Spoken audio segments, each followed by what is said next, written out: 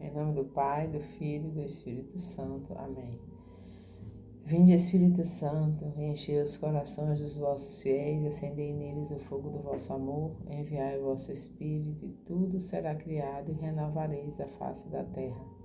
Oremos, ó Deus, que instruíste os corações dos vossos fiéis com a luz do Espírito Santo, fazei que apreciemos retamente todas as coisas, segundo o mesmo Espírito, e gozemos sempre da sua consolação, por Cristo nosso Senhor. Amém. Olá, como estão vocês? Vamos iniciar hoje o nosso momento fazendo o texto das Santas Chagas de Cristo. Deus, vinde em nosso auxílio, Senhor, socorrei-nos e salvai-nos. Glória ao Pai, ao Filho e ao Espírito Santo. Amém. Ó Jesus, divino Redentor, sede misericordioso para conosco e para com o mundo inteiro. Amém. Deus Santo, Deus Forte, Deus Imortal, tende piedade de nós e do mundo inteiro. Amém. Graça e misericórdia, meu Jesus, durante os perigos presentes, cobri-nos com o vosso sangue precioso. Amém. Pai eterno, misericórdia pelo sangue de Jesus Cristo, vosso único Filho, tende misericórdia de nós, nós vos pedimos. Amém. Pai eterno, vos ofereço as chagas de nosso Senhor Jesus Cristo para curar as chagas das nossas almas. Meu Jesus, perdão e misericórdia pelos méritos de vossas santas chagas. Meu Jesus, perdão e misericórdia pelos méritos de vossas santas chagas. Meu Jesus, perdão e misericórdia pelos méritos de vossas santas chagas. Meu Jesus, perdão e misericórdia pelos méritos de vossas santas chagas. Meu Jesus, perdão e misericórdia pelos méritos de vossas santas chagas. Meu Jesus, perdão e misericórdia pelos méritos de vossas santas chagas.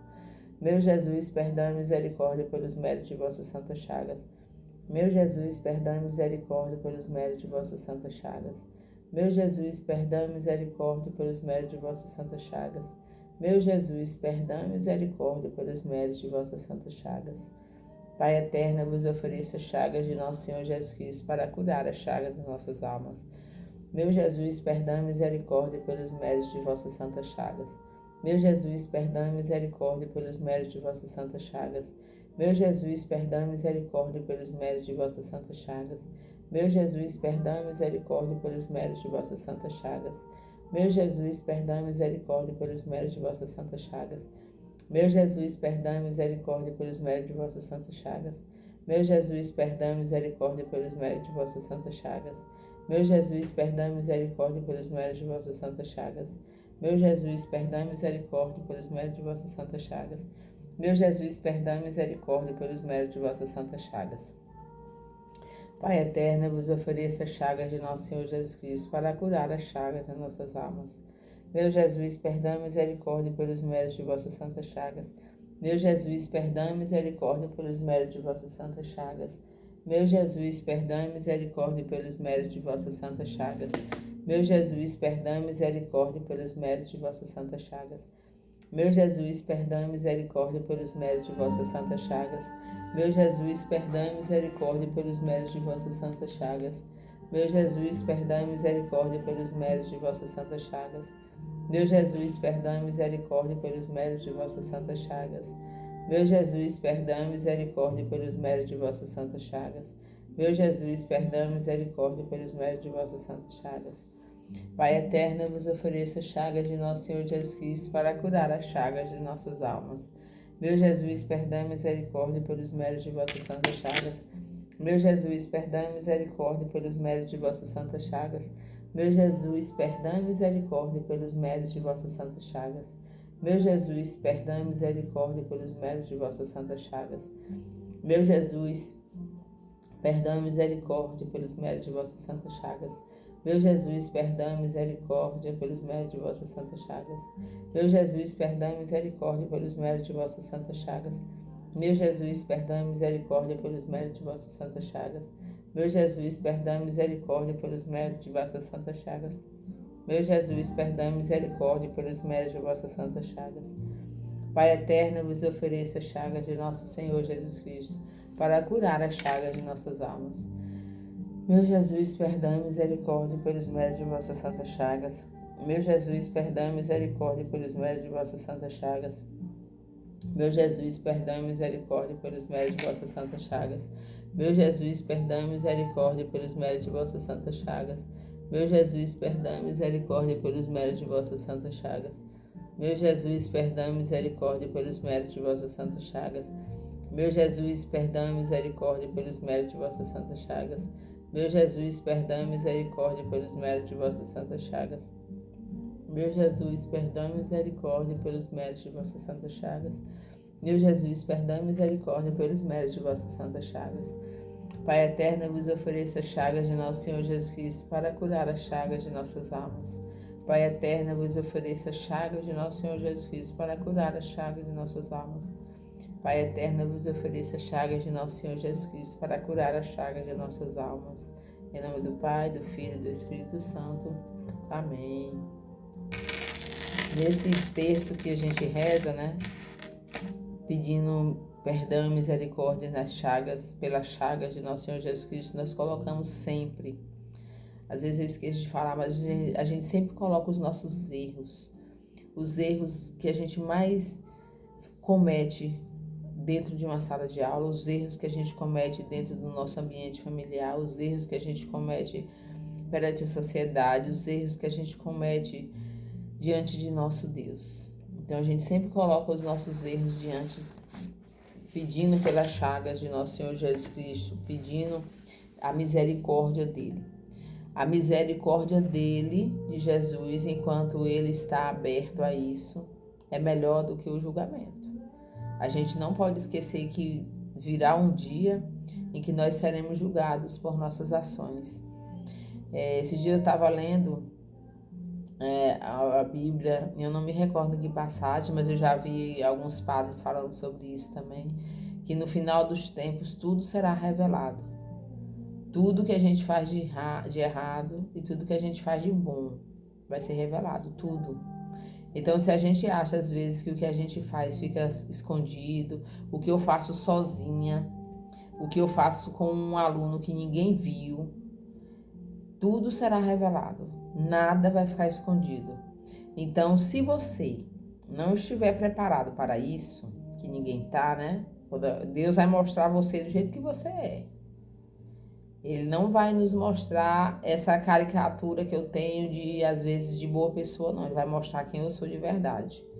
Então, é melhor a gente, agora, enquanto estamos aqui na Terra, passando por uma etapa, um período, um tempo de peregrinação, para que a gente seja capaz de merecer o paraíso novamente, que a gente conte com a misericórdia dele. Por isso que a gente pede perdão, Senhor, e misericórdia pelos méritos de vossas santas chagas, porque o sofrimento de Jesus é que nos garante o céu.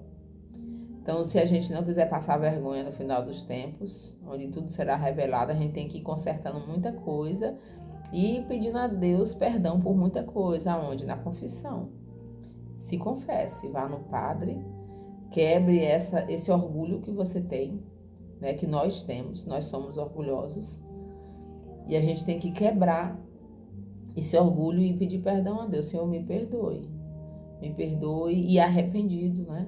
Primeiro a gente busca o arrependimento dentro da gente, para a gente poder pedir perdão para Deus, porque Ele também conhece quando a gente está sendo, o padre pode não conhecer, mas Deus conhece se a gente está sendo falso ou não, né? Nós vamos iniciar hoje o nosso momento de reflexão lendo aqui o Catecismo da Igreja Católica, né? Para quem não leu ainda, é um bom exercício, né? Do cristão, né? Do cristão que quer aprender. Lá na página 627, no parágrafo 2252 e 2253. Vejamos aqui, nessa passagem aqui do Catecismo, a gente pode refletir onde é que está o entrave da educação. Bem aí. Os pais são os primeiros responsáveis pela educação de seus filhos na fé, na oração e em todas as virtudes. Tem o dever de prover, na medida do possível, as necessidades físicas e espirituais de seus filhos. Os pais devem respeitar e favorecer a vocação de seus filhos. Lembrem e ensinem que a primeira vocação do cristão consiste em seguir a Jesus. Uma época, eu conversando com os alunos lá na escola, né, fazendo um momento cívico com eles, e eu falei para eles assim, que quando a gente conhece a palavra, a gente às vezes já conhece bem mais maduro, né, do que deveria, passou muito tempo, né?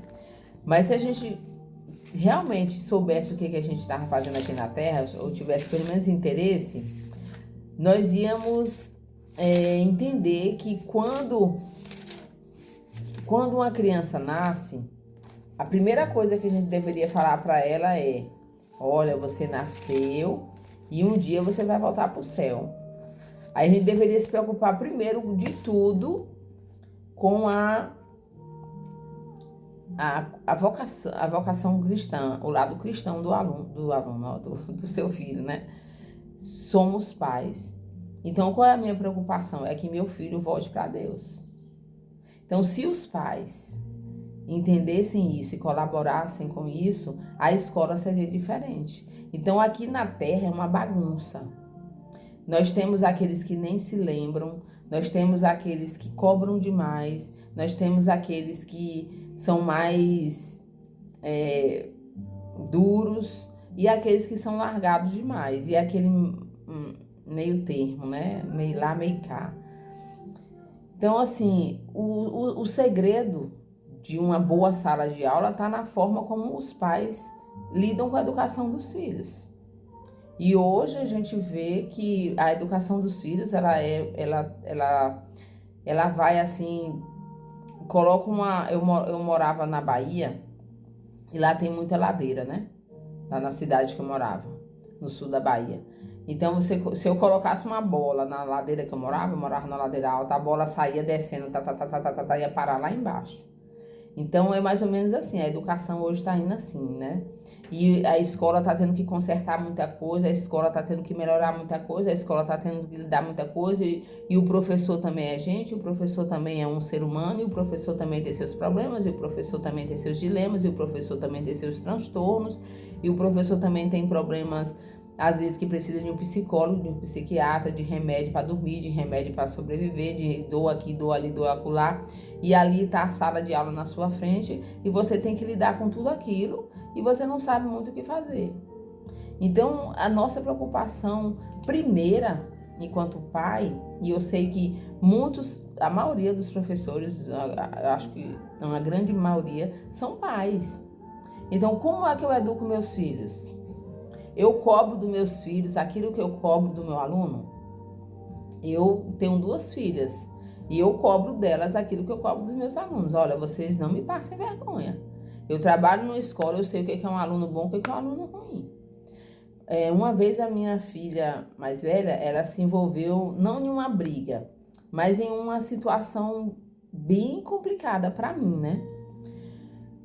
Eu recebi um comunicado da coordenadora da escola que ela estudava, falando assim: a senhora precisa comparecer à escola para falar sobre sua filha. E eu fiquei intrigada, eu falei: meu Deus, o que essa menina fez? Ela nunca me deu problema, nunca me deu trabalho na escola, estava no ensino médio, no segundo ano, primeiro ano. E aí, ou foi no segundo. E aí eu pedi lá na escola que eu trabalho, eu falei assim: olha, diretora, eu recebi um recado aqui da escola da minha filha, eu tenho que ir lá. Eu não vou esperar para amanhã não, marcaram para outro dia. Eu fui no mesmo dia, peguei e fui, né? Cheguei lá, pedi para falar com a coordenadora. Aí ela me passou o caso, né? Que ela tinha sido levada uma advertência porque ela estava na sala de aula sem professor e também porque tinha uma menina da escola que sofreu bullying. E ela estava no meio. Aí aquilo já me machucou, né? Como mãe. E eu fiquei pensando: meu Deus, como com bullying. Aí eu ouvia a coordenadora falando. Aí eu disse para ela que esse não era um ensinamento que eu dei. Que eu crio elas... a medida que eu crio elas é na medida das coisas da igreja. Eu não crio ela nas coisas na medida de escola, nem medida do mundo, não. Na medida de Deus mesmo. Mesmo que erre, é na medida de Deus. Mesmo que não obedeça, é na medida de Deus. Mesmo que duvide, é na medida de Deus. Mesmo que não creia, é na medida de Deus. E aí eu falei, depois ouvi o fato, né, de que ela estava envolvida no bullying, ela não fez o bullying, mas ela estava no meio do bullying, tal. Aí eu falei e disse que era esse o meu ensinamento, que eu estava muito decepcionada e tudo.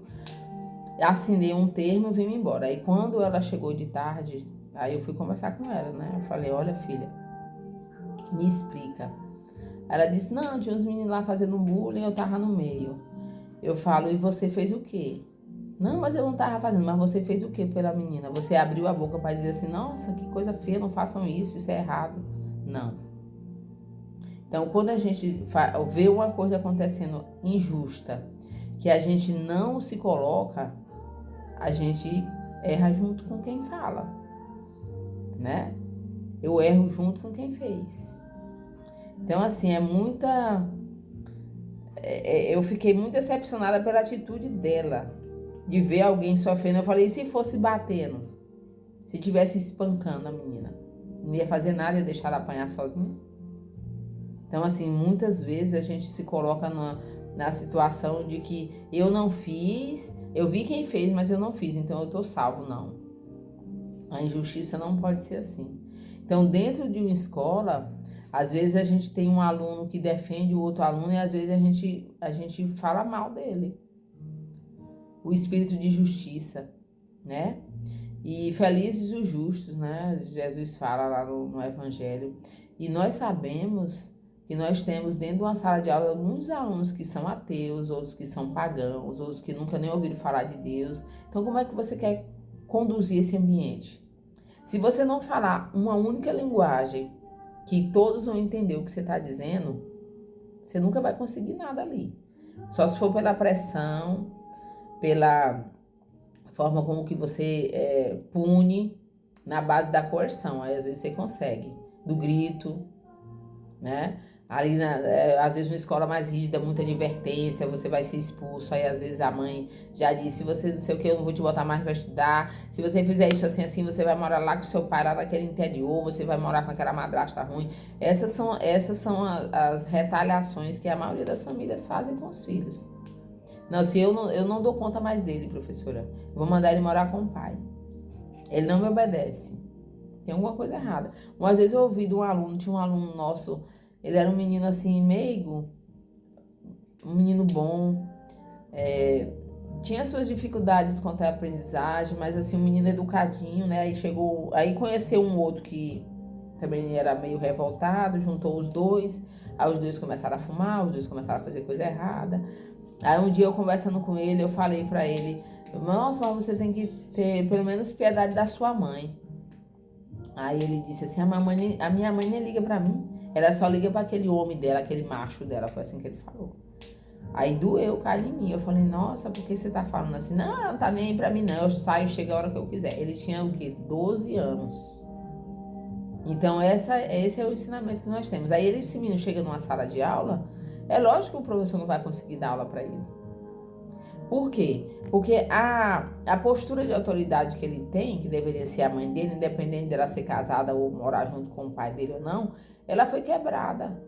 Ela não existe mais. Ele perdeu.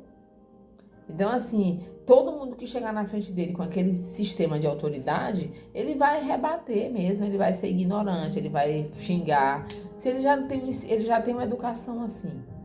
Então, tudo começa aqui, quando diz no catecismo, né? Os pais são os primeiros responsáveis pela educação de seus filhos. Os pais são os primeiros responsáveis pela educação dos seus filhos e ponto. Isso foi o que Deus deixou, os pais. Aí hoje, com a nossa sociedade toda estranha, não se tem mais pais.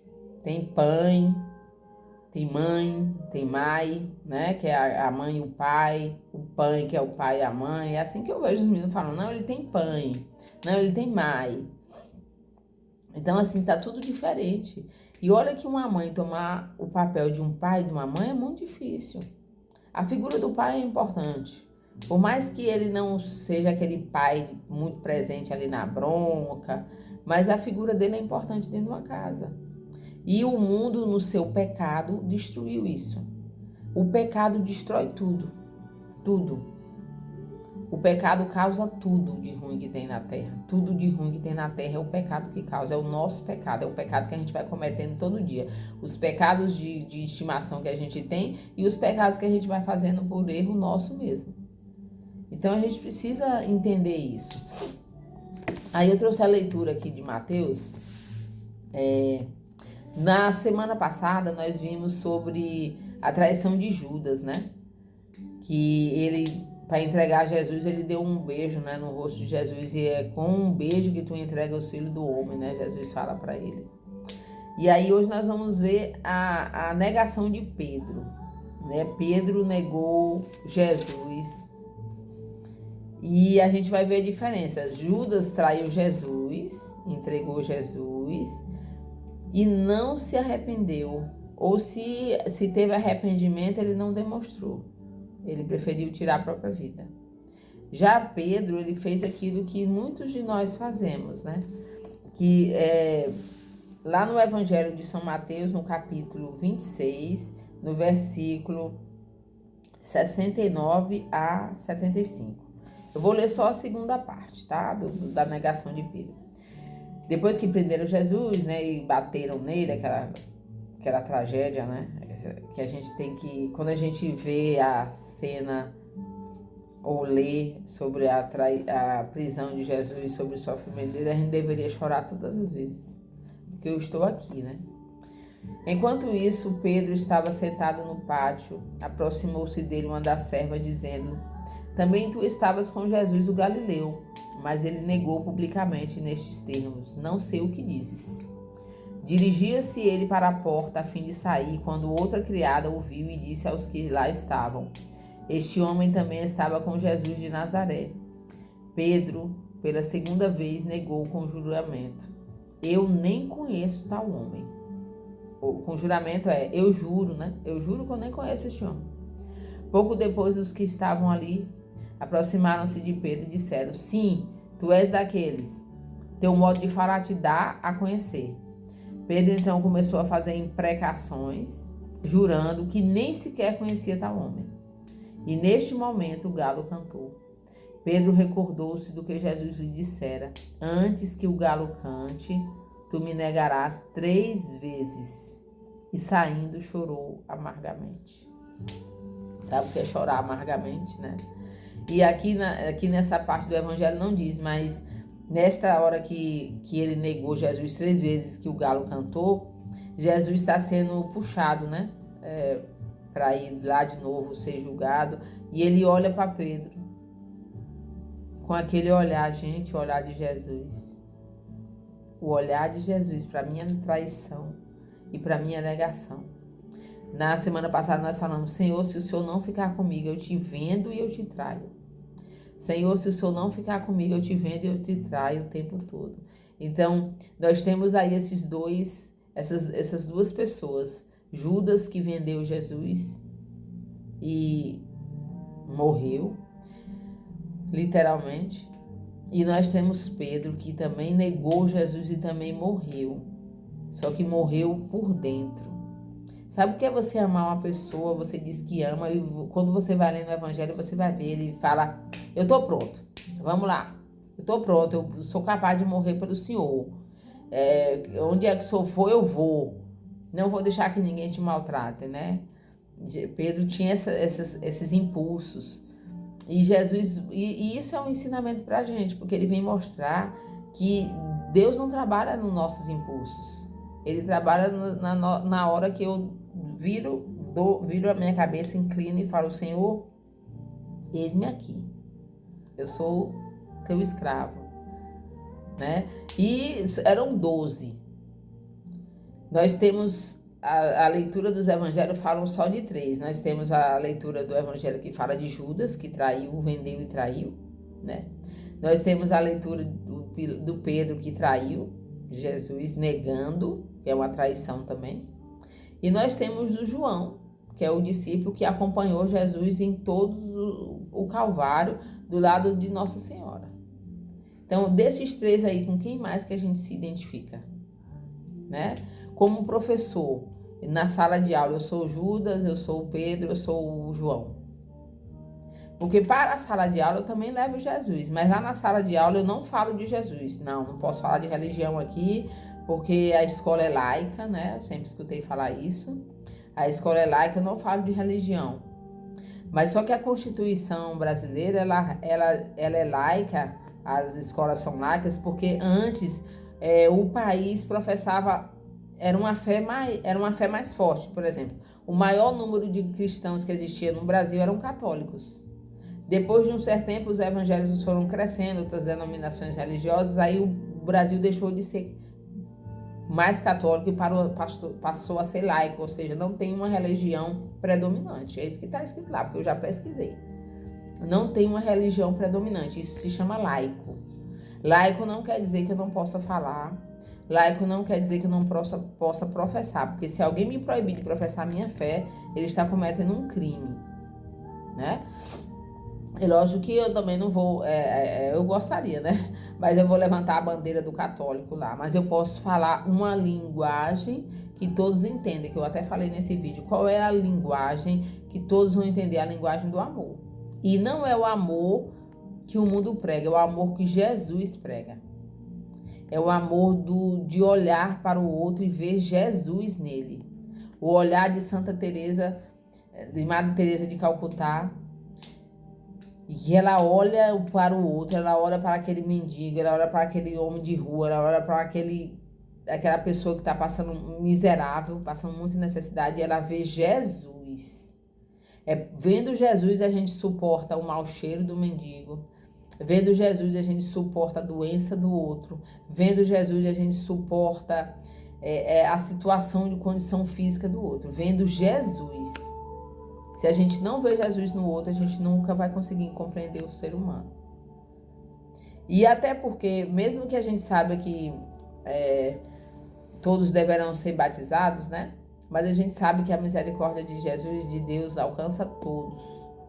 Então, se a misericórdia dele alcança todos, e Deus sabe o motivo pelo qual aquela criança não foi batizada, Deus sabe, às vezes, que aquela família é toda bagunçada, Deus sabe também que aconteceram muitas situações, veio muitas questões familiares, aí foram largando de mão, as pessoas foram perdendo a fé. Então, por isso que a gente não julga, a gente ama. Independentemente de quem é o aluno, a gente ama. A gente não julga, a gente não aponta o dedo, a gente não joga praga e muito menos fica murmurando, né? Então, hoje, meus irmãos, meus colegas de profissão, de sala de aula, que lidam com os alunos, com as situações mais difíceis, mais que não tem político, não tem pai, não tem mãe, não tem psicólogo, não tem psicopedagogo, não tem neuropsicólogo, não tem ninguém, nenhum profissional da face da terra vai saber entender o que um professor sente quando ele está dando aula. Nunca. Nenhum. Professor, quando ele está dando aula, ministrando a aula dele, que acontece alguma diversidade dentro da sala de aula, só ele sabe o que ele passa. Eu posso fazer várias hipóteses, suspender várias hipóteses, conjecturações, falar o que eu penso, jogar uma frase de um profissional, de um grande estudioso da educação, Piaget, né? Eu posso fazer isso, mas nunca vai conseguir chegar naquele momento em que o professor está naquela hora. Então, se nessa hora a pessoa não fechar o olho, não respirar fundo e não pensar, Jesus está nele, eu às vezes cometo até uma atrocidade, uma besteira, né? E eu já vivi casos assim, bem do extremo, de aluno me xingar, mandar ir tomar naquele lugar, né? Dizer que vai me matar. Tinha um aluno que falou, ei, amanhã, professora, a senhora vai vir dar aula, amanhã você vai morrer, eu vou te matar. Por quê? Porque eu bati de frente com ele. Porque ele não respeitava ninguém, mas ele tinha que respeitar. Porque na hora que ele falava A, eu falava B. E eu falava para ele respeitar os colegas. Porque os colegas mereciam respeito, os colegas queriam aprender, e se ele não gostasse de aprender, que ele saísse. Aí ele tinha o quê? Uns 14 anos, só que ele era grande, altão, né? Ele falou, você vai comer capim pela raiz. E eu demorei para entender o que ele quis dizer, né? Comer capim pela raiz, eu fiquei pensando, né? Eu vou virar o capim, né? Mas não era, porque eu ia estar morta, né? Passei por tudo isso.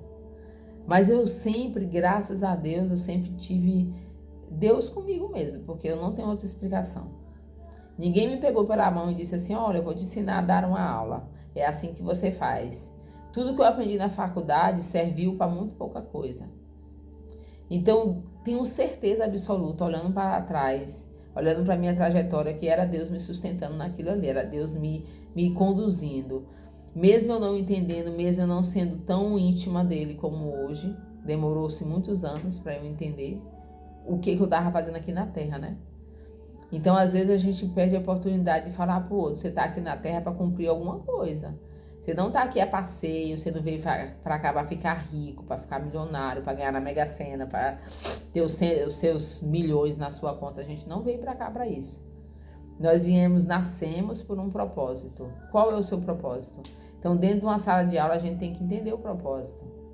Esse aluno, inclusive, ele até, acho que mataram ele numa cidade aqui perto, porque ele se envolveu com o que não devia. Mas eu ia no ônibus, às vezes eu ia rezando terço dentro do ônibus, né? Uma vida muito difícil, eu era mais nova, não tinha muito conhecimento, tinha pouca sabedoria. E a idade traz uma maturidade pra gente, uma sabedoria. E eu ia vendo muito nos outros, mas eu tinha alguma coisa especial, porque todos os alunos gostavam de mim. Era uma coisa impressionante. Até aqueles mais sisudos, com a cara ruim, que não ria pro professor, com o passar do tempo eu conseguia conquistar aquele aluno, ou aquela aluna. Então, assim, era impressionante. Porque eu falava um pouco de Deus para eles, eu falava da minha vida para eles, eu falava das lutas que eu tinha. E eu não nasci em berço de ouro, sou filha de escola pública, minha mãe era professora. Então eu tinha contato com eles porque eu era do mesmo nível. Passei as mesmas dificuldades, aí eu citava exemplo. Olha, eu levantava de manhã, não tinha o que comer e a gente ia para a escola. Às vezes eu desmaiava pelo caminho de fome, né? Ou então passava mal, vomitava na escola de fome, não vomitava nada. Então, assim, eles olhavam para mim e falavam assim, nossa, ela passou por isso, né? Então, acabava que servia de exemplo. Então, quando a gente vai para uma sala de aula, a gente leva um pouco de nós, não é parar o conteúdo para ficar falando só da vida, né? Mas a gente leva um pouco de nós. E aí eu levo também do Evangelho.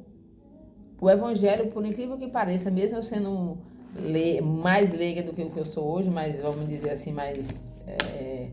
menos inteligente na questão de Deus, eu citava as passagens do Evangelho para os alunos. Eu falava, Jesus disse que não é para fazer isso não, né? Mesmo que eles não acreditassem, aquilo mexia com eles. Aquilo mexe, porque quando a gente fala em Deus, apesar de que a gente tem uma visão que Deus está lá em cima, né? E Deus não está, Deus está no nosso meio o tempo todo. O padre ontem na missa falou, Deus está dentro da minha casa, tem hora que ele tampa os ouvidos para coisas que ele não gostaria de ouvir, e tem hora que ele fecha os olhos para coisas que ele não gostaria de ver, né? Dentro da nossa casa. E eu fiquei pensando, meu Deus, será que o Senhor já fez isso lá na minha casa? Né? Então, as reflexões que a gente faz, a gente leva para o próximo. Reflita. Será que Deus tampa o ouvido e fecha os olhos dentro da sua casa? E dentro de uma sala de aula, quantos professores não xingam os alunos? Quantos professores xingam as crianças? Quantos? A boca é porca. A gente já ouviu dizer que palavrão atrai coisa ruim. Aí você já tem menino que xinga e você xinga junto com ele. Tem que ter autocontrole, né? Morde a ponta da língua com os dentes. Para quem é católico, reza várias ave-marias, reza sem cessar. Chama ela para vir para lá, porque vai acalmando. Ou então pede o coordenador, tira ele da sala de aula, depois deixa passar uns 10 minutos depois, a senhora manda ele. Quando eu me acalmar, porque a gente tem, o sangue ferve tem horas. E a gente precisa ter esse autocontrole. Porque no final das contas, meus irmãos, quando chega lá no final do dia, a gente vai ver que a gente fez igual Pedro, a gente negou Jesus o tempo todo dentro do nosso ambiente de trabalho. A gente nega. E eu tinha colegas meus evangélicos que davam aula colocavam música no celular evangélica, né? Para os meninos ouvirem e acalmando. Quantas vezes a professora de português evangélica, ela fazia isso, colocava uma música de fundo, os meninos iam ficando mais calmos. E a gente não usa os mesmos... Ah, não, a gente é católico de IBGE, né? Ou então o católico que vai na missa mal, mas também não faz outra coisa, não confessa, não tem comunhão em todas as missas, falta a missa. Que católico é esse? Aí como é que você vai ser exemplo de alguma coisa, se você não é exemplo nem para você mesmo? Você não é exemplo dentro da sua casa. Como é que você vai cobrar dos seus filhos? Aí quando o catecismo diz que os pais são os primeiros responsáveis pela educação dos seus filhos, tanto na oração quanto nas virtudes, como é que você vai pedir para os seus filhos orarem se você não ora? Se você não reza? Que quando meu filho me vê, ele só me vê com uma latinha de cerveja na mão. Né? E aí quando passar do tempo, tem coisa que não combina. Sabia? Se eu começo a rezar mais, né? Começo a rezar o terço, vou mais à missa, comungo, confesso, devolvo o meu dízimo, que é o que pede a igreja, né? Sou uma cristã católica que está procurando ser correta em tudo que eu faço. Chega uma hora que você vai, pega um copo de cerveja, né? Aqui tem água, tá? Você pega um copo de cerveja, aí você bebe, aí seu filho te olha. Aí você pensa assim, nossa, quando ele crescer, quando ele fizer 18, a primeira coisa que ele vai falar é, pai, me dá um copo. Ele não vai falar assim, pai, me dá o texto do senhor aí. Pode ter certeza. Ele não vai falar isso, pai, me dá seu texto. Pai, me empresta sua Bíblia aí quando ele fizer 18, hein? Pai, me empresta sua Bíblia aí pra me ver lá o que o senhor tava lendo. Não, ele vai falar, pai, me dá um pouquinho de cerveja aí. Né? Não é isso que o mundo prega? Você ficou de maior, você pode fazer tudo que te dá na telha? Não é isso que o mundo prega? É isso que o mundo prega. Mesmo eu sendo a mãe, coerente, correta, com ele eu falo, ou com ela eu falo, eu ensino, eu digo, eu faço tudo direitinho. Mas quando chega nos 18 anos, os próprios coleguinhas mesmo dizem, não, agora você não tem mais que prestar esclarecimento para sua mãe, não. Você pode sair e voltar a hora que você quer. É assim que o mundo fala. Então, se nós, que conhecemos um pouco da verdade, nós falhamos, agora você imagina os pais dos nossos alunos, que às vezes não tá nem aí para batata. Que coitados, amanhece um dia... Coitados não no sentido de coitadinho, né? Tendo compaixão mesmo. Amanhece o dia, aquela criatura tem que sair 4 da manhã para ir para o serviço, chega 9, 10 da noite, às vezes consegue pagar uma faculdade, tá fazendo faculdade, só vê o filho final de semana e olha lá. Porque final de semana tem que fazer tanta coisa para poder colocar em ordem aquela desordem da casa, que não sobra tempo. Esses meninos, esses nossos alunos, na grande maioria do nosso Brasil, eles se educam sozinhos. Eles não têm educação de pais. É raro. Eles se educam na TV. Eles agora se educam no celular. Eles aprendem coisas no celular. Aí, às vezes, a mãe tá tão cansada da semana que trabalhou, às vezes, na casa de gente chata. E aí, chega no final de semana, ela bota o som na maior altura do mundo para ela não ouvir os próprios pensamentos dela. E é só a música, só musicona. Tu. Nananana, vai descer, vai subir, só isso. Eu tenho uma aluna que ela só ouve isso. Aí ela fala com a gente, ela só canta essas imoralidades. Falo, minha filha, você sabia que Deus fica muito triste com você? Quando... Ah, não, tia, mas é minha mãe que botou. Entendeu? Aí essa menina dentro da sala de aula, ela pode ter um comportamento agressivo, ela pode ter um comportamento difícil, ela pode não ser muito adepta a fazer atividade, porque o meio, ela vive naquele meio. Então, dentro de uma sala de aula, às vezes só funciona na pressão, na brutalidade. E eles falam que o professor grosso com eles, não, aquela professora é grossa, eu sou grossa com ela também. Eles sabem. Porque no fundo, meus irmãos, lá no fundo, ou que não seja no fundo, lá bem na cara mesmo, todo mundo precisa de amor. Todo mundo precisa de amor. Seja maltratado por uma pessoa, um médico. Não vou nem falar de atendente de loja. Falar de médico, que são os profissionais quase que endeusados pela sociedade, porque é os que enricam mais rápido, os médicos. Tirando os políticos, né? Os médicos. Aí vai no médico que você tá sentindo uma dor e aquele médico te atende mal. Aquele médico é frio com você. Ele só pergunta o que foi, anota lá, carimba, assina, traz esses exames aqui. Vá nesse médico. Você vai procurar outro. Você quer alguém que te ouça. Você quer alguém que te veja. Você quer alguém que te escute. Por que todo mundo, a maioria procura psicólogo? Para ouvir. Terapeuta, agora os terapeutas agora estão nadando aí de atendimento, né? Muita gente, eu tenho meu terapeuta. Fazer terapia é bom, mas eu já falei aqui num programa desses que o meu terapeuta é adoração. Tô cheio de problema, eu vou fazer adoração. E aí eu falo para Jesus tudinho mesmo. E muitas vezes ele me responde de uma maneira bem sutil, né? Que se eu não tiver sabedoria, eu não vou saber entender ele, nem ouvir. E muitas vezes eu não faço o que ele mandou. Eu faço o que eu queria fazer. Aí eu quebro a cara. Essa é a nossa realidade, né? Então eu queria fazer esses vídeos mais rápido, mas vou falando, quando eu penso que não, já deu 40 minutos. Queria fazer em meia hora, né? Antes de eu concluir aqui, eu só quero ler.